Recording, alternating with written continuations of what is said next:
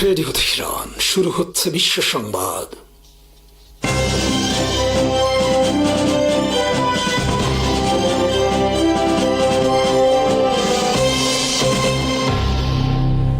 শুরুতেই সংবাদ শিরোনাম। আসসালামু আলাইকুম। ইসরায়েলের বিরুদ্ধে আত্মঘাতী হামলা শুরু হিজবুল্লাহর। জার্মান চ্যান্সেলর বলেছেন, ইরানের কাছে নাস্তানাবুদ হয়েছে যুক্তরাষ্ট্র। পরবর্তী প্রজন্মের শক্তিশালী আত্মঘাতী ড্রোন হাজির তুরস্কের। ইরানের সর্বশেষ প্রস্তাব নিয়ে পর্যালোচনা যুক্তরাষ্ট্রের। যুক্তরাষ্ট্রের অন্যায় যুদ্ধের বিরুদ্ধে রাশিয়াকে শক্তিশালী ভূমিকা পালনের আহ্বান ইরানের। ইরানকে সমর্থন করায় 59 জনের নাগরিকত্ব বাতিল বাহরাইনে। ইসরায়েলের হাত থেকে লেবাননের ভূখণ্ড রক্ষায় আত্মঘাতী হামলা শুরুর ঘোষণা দিয়েছে ইরান সমর্থিত মিলিশিয়া বাহিনী হিজবুল্লাহ। নাম প্রকাশে অনিচ্ছুক হিজবুল্লাহর এক সামরিক নেতা আল জাজিরাকে বলেছেন, দলটি 1980-এর দশকের কৌশলে ফিরে যাবে। তার ইসরায়েলকে ঘাঁটি স্থাপনে বাধা দিতে আত্মঘাতী স্কোয়াড সক্রিয় করবে। সূত্রটি জানিয়েছে, পূর্ব প্রস্তুতি পরিকল্পনা অনুযায়ী দক্ষিণ লেবাননে ইসরায়েলের দখলকৃত ভূখণ্ডে আত্মঘাতী বোমা হামলাকারীদের বড় দল মোতায়েন করা হয়েছে। তিনি জানান, আত্মঘাতী বোমা হামলাকারীদের লক্ষ্য হল অধিকৃত লেবাননের গ্রামগুলোতে শত্রু কর্মকর্তা ও সৈন্যদের উপর হামলা চালানো। ইরান যুদ্ধের পর ইসরায়েল দক্ষিণ লেবাননে স্থল অভিযান চালিয়ে সেখানে অবস্থান নিয়েছে। গোটা দক্ষিণ লেবানন থেকে লেবানিজদের চলে যাওয়ার নোটিশ জারি করেছে। যারা যেতে অনিচ্ছুক তাদেরকে গাজার আদলে হত্যা করা হচ্ছে। বোমা মেরে বাড়ি ঘর, বেঁচে থাকার সমস্ত অবকাঠামো ধ্বংস করা হচ্ছে। ইসরায়েলের লক্ষ্য সেখানে স্থায়ী ঘাঁটি স্থাপন এবং ইহুদিদের বসতি গড়ে তোলা।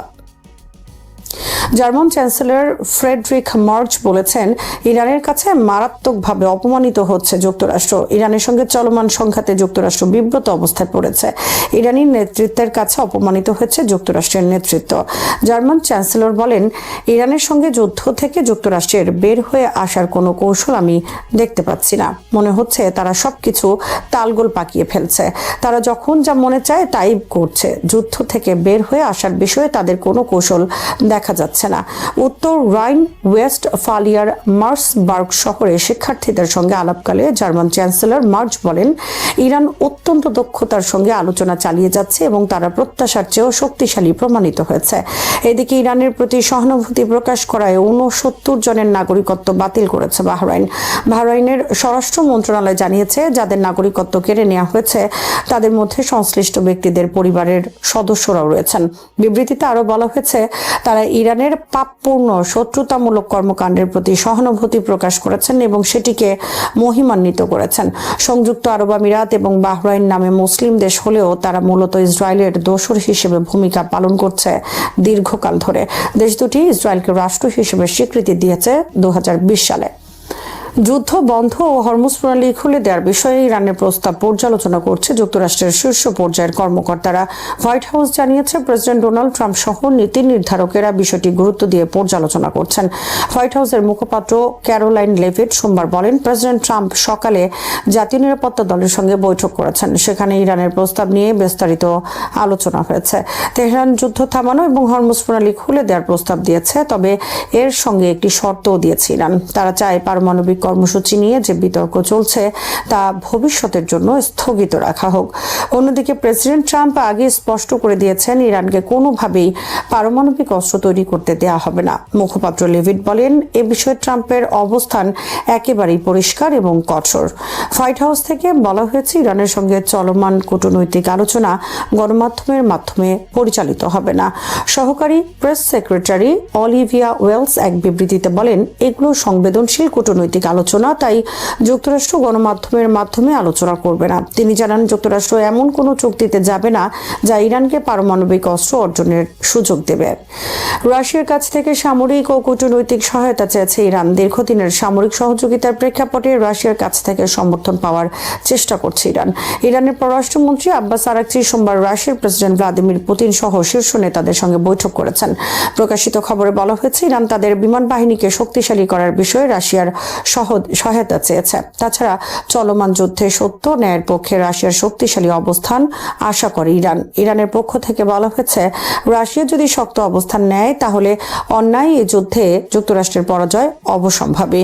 আর যুক্তরাষ্ট্র ইসরায়েল যে একতরফা অন্যায় যুদ্ধ শুরু করে গোটা বিশ্বকে বিপর্যস্ত করছে, তা থেকে পরিত্রাণ পেতে রাশিয়ার ভূমিকা পালনের সুযোগ রয়েছে। কয়েক সপ্তাহ আগে বাহরাইন যুক্তরাষ্ট্রের একটি প্রস্তাবের বিরুদ্ধে রাশিয়া ভেটো দিয়েছে। ফলে নিরাপত্তা পরিষদ সহ আন্তর্জাতিক অঙ্গনে রাশিয়াকে চাপে রাখতে চায় ইরান। এদিকে ইরান যুদ্ধের কারণে যুক্তরাজ্যে খুচরা বিক্রি গত 40 বছরের মধ্যে সর্বনিম্ন পর্যায়ে নেমে এসেছে। ব্রিটিশ ইন্ডাস্ট্রি কনফেডারেশন সিবিআই এর এক জরিপে উঠে এসেছে এই তথ্য। জরিপ অনুযায়ী এপ্রিল মাসে খুচরা বিক্রির পরিমাণ ও সূচক নেমে দাঁড়িয়েছে -68, যা মার্চে ছিল -52। 1983 সালে এই সূচক চালু হওয়ার পর এটি সর্বনিম্ন অবস্থান। সিবিআই এর অর্থনীতিবিদ মার্টিন সার্টোরিয়াস বলেন, ইরান সংঘাতের অর্থনৈতিক প্রভাব এখন আরও স্পষ্ট হচ্ছে। ব্যবসা পরিচালনার খরচ কমানো ছাড়া জীবনযাত্রার ব্যয় কমানো সম্ভব নয়। এ বিষয়টি সরকারকে উপলব্ধি করতে হবে। এআই চালিত পরবর্তী যে প্রজন্মের শক্তিশালী আত্মঘাতী ড্রোন হাজির করেছেন বাইরাক্তার। এক বিবৃতিতে জানিয়েছেন, তাদের নতুন ড্রোন সিস্টেম কৃত্রিম বুদ্ধিমত্তা সমর্থিত ঝাঁকবদ্ধ স্বয়ংক্রিয়তা, জিএনএসএস, নিরপেক্ষ দিক নির্দেশনা, স্বয়ংক্রিয় লক্ষ্যবস্তু শনাক্তকরণ এবং আঘাত হানার সক্ষমতা প্রদর্শন করেছে। আগামী 5 থেকে 9 মে ইস্তানবুলে অনুষ্ঠিত হতে যাচ্ছে সাহা 2026 প্রতিরক্ষা প্রদর্শনী। সেদিন পরবর্তী প্রজন্মের ড্রোন আনুষ্ঠানিক প্রকাশের আগে উত্তর পশ্চিম এদির্নে অবস্থিত বাইকারের ফ্লাইট প্রশিক্ষণ ও পরীক্ষা কেন্দ্রে পরীক্ষা চালিয়েছে বাইকার। এই প্রদর্শনীটি 17 এপ্রিল শুরু হয়, যেখানে পর্যায়ক্রমে 5টি K2 আত্মঘাতী ড্রোন উড্ডয়ন করে। ড্রোনগুলো একাধিক ফরমেশনে টহল ফ্লাইট পরিচালনা করে। এদের সাথে 10টি সিভরিসিনেক লয়টারিং মিউনিশন যুক্ত হয়, যা K2 ড্রোনগুলোর নিচে একটি ঝাঁক তৈরি করে। বাইকারের অন্যান্য প্ল্যাটফর্ম বাইরাক্তার TB2, TB3 এবং আকিনসি এই অভিযানে সঙ্গ দেয় এবং আকাশ থেকে মহড়াটি রেকর্ড করে। চূড়ান্ত পর্যায়ে 18টি মনুষ্যবিহীন আকাশযানের একটি মিশ্র ঝাঁক পুনরায় একত্রিত হয়ে একটি ভি আকৃতি গঠন করে। এই পরীক্ষার একটি প্রধান লক্ষ্য ছিল ইলেকট্রনিক যুদ্ধ পরিবেশে এর কার্যকারিতা যাচাই করা, যেখানে স্যাটেলাইট নেভিগেশন সংকেত ব্যাহত হতে পারে। K2 এবং সিভিসিনেক উভয় প্ল্যাটফর্মই এআই চালিত ভিজুয়াল পজিশনিং সিস্টেম ব্যবহার করে জিএনএসএস নিরপেক্ষ নেভিগেশন প্রদর্শন করেছে, যা সংকেত বিচ্ছিন্ন বা তীব্রভাবে জ্যাম হওয়া পরিস্থিতিতেও স্বয়ংক্রিয়ভাবে উড্ডয়নে সক্ষম করে। সিভরিসিনেক প্ল্যাটফর্মটি 1000 কিলোমিটারের পথ অতিক্রম করে আক্রমণ চালাতে সক্ষম। ইরানের পররাষ্ট্রমন্ত্রী আব্বাস আরাকচি সম্প্রতি রাশিয়ান প্রেসিডেন্ট ভ্লাদিমির পুতিনের সঙ্গে সেন্ট পিটার্সবার্গে অনুষ্ঠিত এক দীর্ঘ বৈঠকের পর রাশিয়ার সমর্থনের জন্য কৃতজ্ঞতা প্রকাশ করেছেন এবং মস্কোর সঙ্গে তেহরানের কৌশলগত সম্পর্ক আরও জোরদারের অঙ্গীকার পুনর্ব্যক্ত করেছেন। তিনি সাংবাদিকদের জানান, প্রায় 1.5 ঘন্টারও বেশি সময় ধরে চলা এই বৈঠকে দ্বিপাক্ষিক সম্পর্ক, আঞ্চলিক পরিস্থিতি এবং যুক্তরাষ্ট্র ও ইসরায়েলের সঙ্গে সংঘাতের বিষয়গুলো বিস্তারিতভাবে আলোচনা হয়েছে। আরাকচি উল্লেখ করেন, আলোচনায় দুই দেশের সহযোগিতা বৃদ্ধির বিষয়ে বেশ কিছু ইতিবাচক ধারণা উঠে এসেছে, যা ভবিষ্যতে বাস্তবায়নের সম্ভাবনা তৈরি করেছে। তিনি বলেন, বর্তমান পরিস্থিতিতে ইরান ও রাশিয়ার মধ্যে সহযোগিতা সম্প্রসারণের জন্য খুবই অনুকূল পরিবেশ রয়েছে। একই সঙ্গে তিনি দাবি করেন, প্রেসিডেন্ট পুতিনের মতে শুধু রাশিয়াই নয়, বরং বিশ্ববাসী ইরানি জনগণের স্থিতিশীলতা ও প্রতিরোধ ক্ষমতার প্রশংসা করছে। বিশেষ করে যুক্তরাষ্ট্রের বিরুদ্ধে তাদের অবস্থানকে একটি অসম ও অন্যায় যুদ্ধের প্রেক্ষাপটে দেখা হচ্ছে। আরাকচি রাশিয়াকে বন্ধু প্রতিম দেশ হিসেবে উল্লেখ করে বলেন, সাম্প্রতিক সংঘাতে তাদের সমর্থন ইরানের জন্য গুরুত্বপূর্ণ ছিল।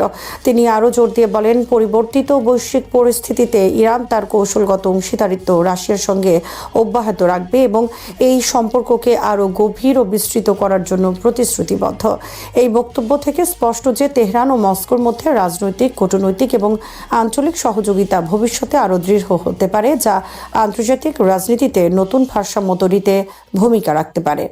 ইরানের পর্যায়ক্রমিক যুদ্ধবিরতির প্রস্তাবে অসন্তুষ্ট ট্রাম্প। মার্কিন প্রেসিডেন্ট ডোনাল্ড ট্রাম্প সাম্প্রতিক ইরানি প্রস্তাবে অসন্তোষ প্রকাশ করেছেন, যা চলমান যুদ্ধের দ্রুত সমাধানের সম্ভাবনাকে আরও অনিশ্চিত করে তুলেছে। রয়টার্সের প্রতিবেদনে এক মার্কিন কর্মকর্তার বরাত দিয়ে বলা হয়, ইরানের প্রস্তাবে ধাপে ধাপে আলোচনা শুরুর কথা বলা হলেও এতে শুরুতেই পারমাণবিক ইস্যু অন্তর্ভুক্ত না থাকায় ওয়াশিংটন তা প্রত্যাখ্যান করেছে। প্রস্তাব অনুযায়ী প্রথমে যুদ্ধবিরতি ও পারস্য উপসাগরে সামুদ্রিক উত্তেজনা কমানো পরে পারমাণবিক কর্মসূচি নিয়ে আলোচনা করার কথা ছিল, কিন্তু যুক্তরাষ্ট্রের অবস্থান হলো আলোচনার শুরু থেকেই পারমাণবিক বিষয় অন্তর্ভুক্ত থাকতে হবে, যা প্রধান বাধা হিসেবে রয়ে গেছে। হোয়াইট হাউস জানিয়েছে তারা সংবাদ মাধ্যমের মাধ্যমে আলোচনা করতে রাজি নয় এবং যুদ্ধ শেষ করার শর্তে অনড়। এদিকে কূটনৈতিক প্রচেষ্টা দুর্বল হয়ে পড়ছে। ট্রাম্পের দূত স্টিভ উইটকফ ও উপদেষ্টা জ্যারেড কুশনার ইসলামাবাদ সফর বাতিল করেছেন। এই অচলাবস্থার বড় প্রভাব পড়েছে বৈশ্বিক জ্বালানি বাজারে। হরমুজ প্রণালীতে জাহাজ চলাচল উল্লেখযোগ্যভাবে কমে গেছে, যা তেলের সরবরাহ নিয়ে উদ্বেগ বাড়িয়েছে। সাধারণত প্রতিদিন শতাধিক জাহাজ চলাচল করলেও সাম্প্রতিক সময়ে তা নেমে এসেছে হাতে গোনা কয়েকটিতে। মার্কিন নৌ অবরোধের কারণে ইরানি তেলবাহী ট্যাঙ্কারগুলো ফিরে যেতে বাধ্য হয়েছে বলে জানা গেছে। ইরান এই পদক্ষেপকে জলদস্যুতা আখ্যা দিয়ে তীব্র নিন্দা জানিয়েছে। রাজনৈতিকভাবে ট্রাম্পও চাপের মুখে পড়েছেন, কারণ তার জনপ্রিয়তা কমছে এবং যুদ্ধের যৌক্তিকতা নিয়ে প্রশ্ন উঠেছে। ইরানের প্রস্তাবে যুদ্ধবিরতি, নিরাপত্তা নিশ্চয়তা ও প্রণালী পুনরায় চালুর কথা থাকলেও পারমাণবিক ইস্যুতে মতপার্থক্য এখনও সমাধানের পথে প্রধান অন্তরায়। পারমাণবিক আলোচনা ছাড়াই হরমুজ চুক্তির প্রস্তাব দিয়েছে ইরান। ইরান যুক্তরাষ্ট্র উত্তেজনা নতুন এক কূটনৈতিক মোড়ে পৌঁছেছে, যেখানে তেহরান আপাতত পারমাণবিক আলোচনাকে পিছিয়ে রেখে আঞ্চলিক স্থিতিশীলতাকে অগ্রাধিকার দিচ্ছে। ইরানের পররাষ্ট্রমন্ত্রী আব্বাস আরাকচি গত 72 ঘন্টায় পাকিস্তান, ওমান ও রাশিয়া সফর করে একটি প্রস্তাব নিয়ে সমর্থন জোগাড়ের চেষ্টা করেছেন, যার মূল লক্ষ্য হরমুজ প্রণালী পুনরায় খুলে দেয়া এবং সামরিক উত্তেজনা কমানো। মাস্কাটে অনুষ্ঠিত বৈঠকে আঞ্চলিক নিরাপত্তা, সমুদ্রপথের নিশ্চয়তা এবং সম্ভাব্য সমঝোতার কাঠামো নিয়ে আলোচনা হয়। এখানে পারমাণবিক ইস্যু ইচ্ছাকৃতভাবে পরবর্তী ধাপে সরিয়ে রাখা হয়েছে, যা ইঙ্গিত দেয় ইরান প্রথমে সংকট প্রশমনে মনোযোগী। তবে ওয়াশিংটনের অবস্থান ভিন্ন। ডোনাল্ড ট্রাম্প স্পষ্ট করে বলেছেন, ইরানকে পারমাণবিক অস্ত্রের সম্ভাবনা পুরোপুরি ত্যাগ না করলে কোনো আলোচনার অর্থ নেই। এই প্রেক্ষাপটে পাকিস্তান গুরুত্বপূর্ণ মধ্যস্থতাকারী হিসেবে উঠে এসেছে। ইসলামাবাদে শাহবাজ শরীফ এবং সামরিক নেতৃত্বের সঙ্গে বৈঠক করে তেহরান বার্তা আদান প্রদানের একটি কূটনৈতিক চ্যানেল সক্রিয় রেখেছে। যদিও আগের আলোচনায় অগ্রগতি হয়নি, তবুও পাকিস্তান সৎ মধ্যস্থতাকারী হিসেবে ভূমিকা চালিয়ে যেতে আগ্রহী। অন্যদিকে সময় দ্রুত ফুরিয়ে আসছে। 1973 সালের ওয়ার্ল্ড পাওয়ার্স রেজুলেশন অনুযায়ী 1 মের মধ্যে মার্কিন প্রেসিডেন্টকে কংগ্রেসের অনুমোদন নিতে হবে ইরানের বিরুদ্ধে সামরিক অভিযান চালিয়ে যেতে। ফলে কূটনৈতিক প্রচেষ্টা ও রাজনৈতিক চাপ একই সঙ্গে বাড়ছে। সব মিলিয়ে বর্তমান উদ্যোগ একটি ধাপে ধাপে সমাধানের ইঙ্গিত দেয়, যেখানে প্রথমে আঞ্চলিক উত্তেজনা কমিয়ে পরে জটিল পারমাণবিক ইস্যুতে যাওয়া হতে পারে। তবে যুক্তরাষ্ট্র এই কাঠামো মেনে নেবে কিনা সেটি এখন সবচেয়ে বড় প্রশ্ন। ইরানের উপর নিষেধাজ্ঞার বিষয়ে ইসি প্রেসিডেন্টের ভণ্ডামিপূর্ণ লজ্জাজনক জেদের তীব্র সমালোচনা করেছেন মুখপাত্র। ইরানের পররাষ্ট্র মন্ত্রণালয়ের মুখপাত্র ইসমাইল বাঘাই ইউরোপীয় কমিশনের প্রেসিডেন্ট উর্সুলা ভন ডার লিয়েনের ইরানের উপর নিষেধাজ্ঞা বজায় রাখার মন্তব্যকে ভণ্ডামিপূর্ণ ও লজ্জাজনক বলে তীব্র সমালোচনা করেছেন এবং মানবাধিকারকে এর পেছনে অজুহাত হিসেবে দেখানোর অভিযোগ তুলেছেন।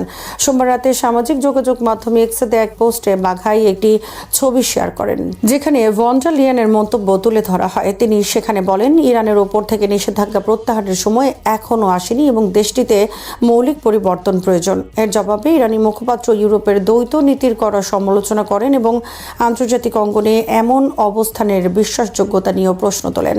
বাঘাই বলেন, ইউরোপীয় ইউনিয়নের অমানবিক নিষেধাজ্ঞা কখনোই প্রকৃত অর্থে মানবাধিকারের জন্য ছিল না, বরং তা সাধারণ ইরানি জনগণের মৌলিক অধিকারকে ক্ষতিগ্রস্ত করার উদ্দেশ্যে প্রণয়ন করা হয়েছে।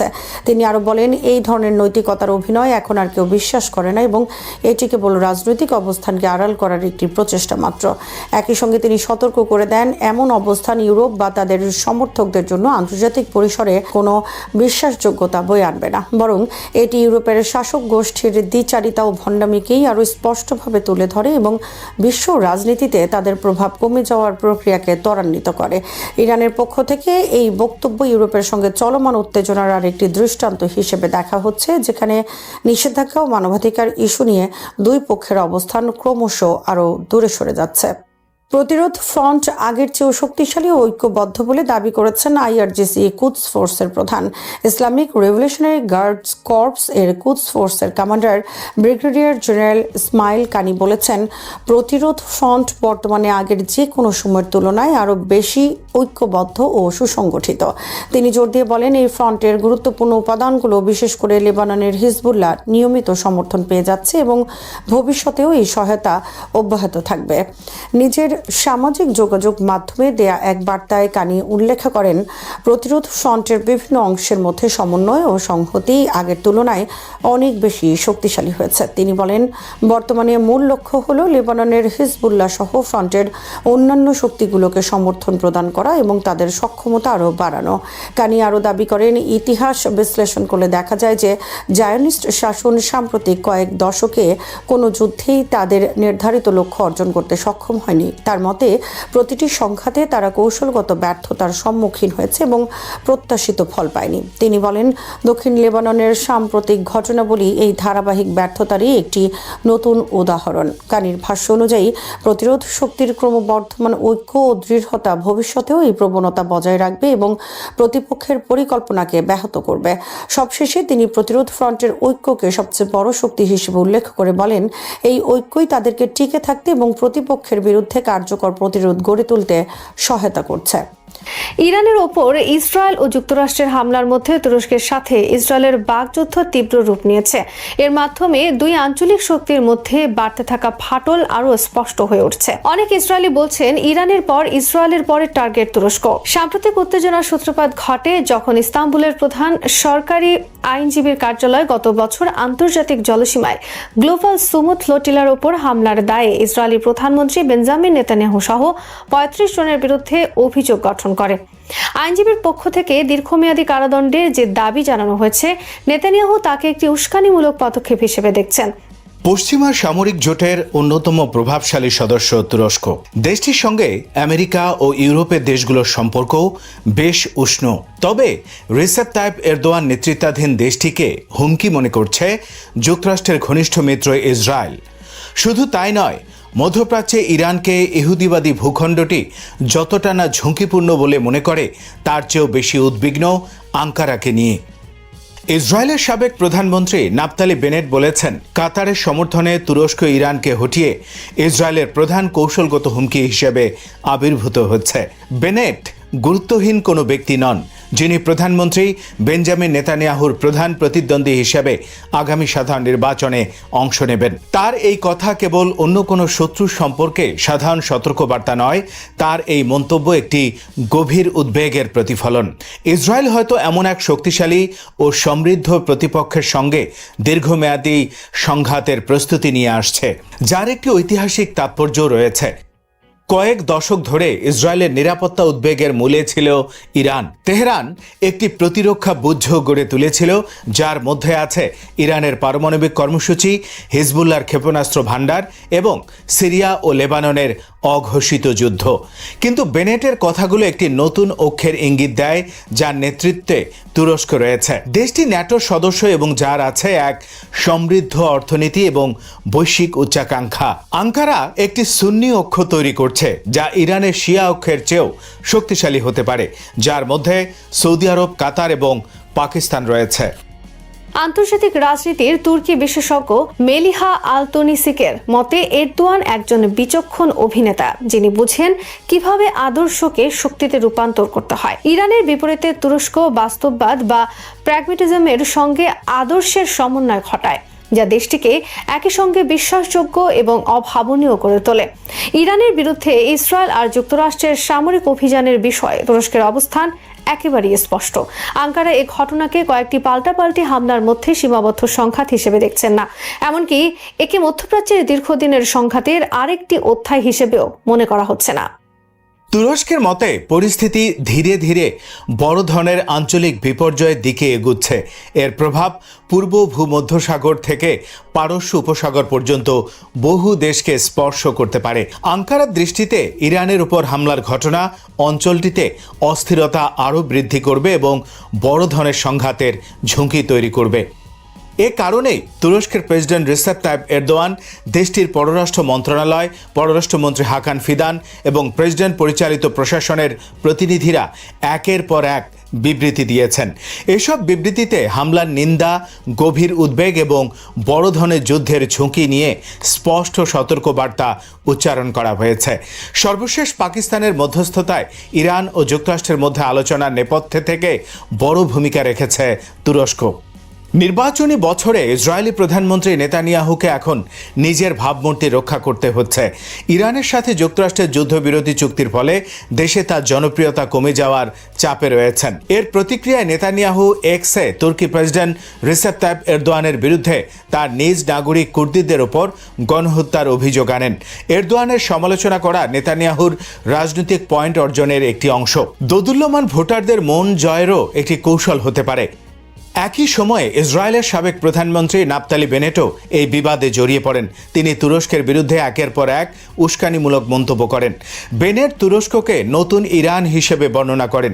এর আগে ইঙ্গিত দিয়েছিলেন আঙ্কারার বিরুদ্ধে ব্যবস্থা নেওয়া হতে পারে। তিনি বলেছিলেন, ইরানের পর আমরা হাত গুটিয়ে বসে থাকব না। কেবলমাত্র বাকযুদ্ধ নয়, বর্তমানে এই পরিস্থিতি শঙ্কা জাগাচ্ছে যে দুই দেশ হয়তো কোনো সংঘাতের পথে রয়েছে। গাজায় ইসরায়েলের যুদ্ধ, সিরিয়ায় নতুন সরকারের আগমনের পর আঞ্চলিক প্রতিদ্বন্দ্বিতা নতুন রূপ নিয়েছে। এর মধ্যে গ্রিস ও সাইপ্রাসের সাথে ইসরায়েলের গভীর সম্পর্ক রয়েছে। এসব নিয়ে দেশ দুটির মধ্যে আগে থেকেই তীব্র মতপার্থক্য রয়েছে।